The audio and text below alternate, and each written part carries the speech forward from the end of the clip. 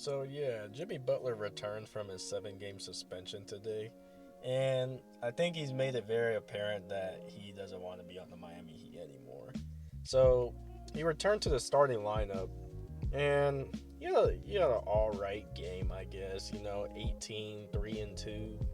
Now I ain't gonna lie, for the first half he wasn't trying at all. I think at halftime he had like 4 points, and he literally just wasn't like he was just coasting.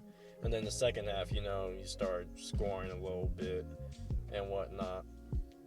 But yeah, the post game interview just like says the whole story.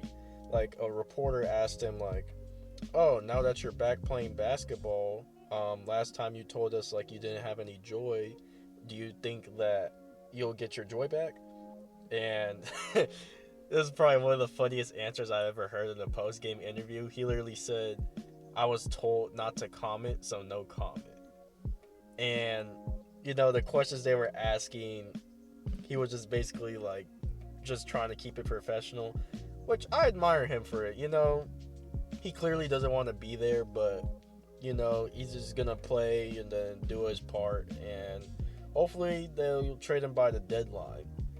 Like the only reason he's literally still on the team is because Bradley Beal doesn't want to waive that trade clause. Bradley Beal is literally controlling Jimmy Butler staying on the Miami Heat, because if Bradley Beal just waived his trade clause, then Phoenix could make it a 3-way trade, and they could probably get Butler on the Suns, because that's ideally where he wants to go, I'm assuming.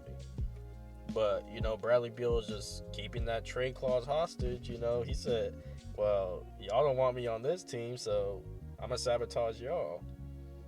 And another thing too is that he just makes too much money. Like the trades that you have to do in order to acquire Jimmy Butler, it has to involve several teams, and then it's just like a bunch of weird contract stuff.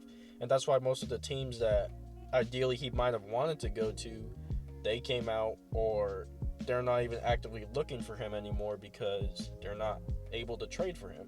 Like the Warriors, for example. They would have to give up Kuminga and Wiggins. Kuminga as the young player, Wiggins to make the money meet. Then maybe another player, and then some draft capital. And then they would only be receiving back Jimmy Butler.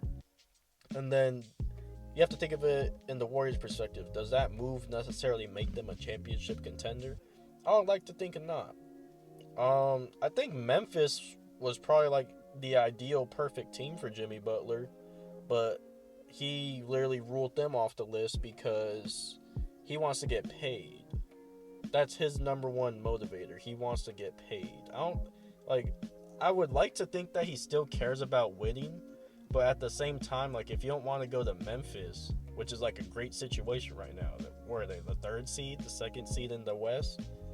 Great situation. You can just go there, be that veteran presence, be, a solid third option next to John Morant and Jaren Jackson Jr., and just ball out. And that would probably elevate the Grizzlies to title contention, because I'm assuming they would probably keep Jaren Jackson Jr. and John Morant.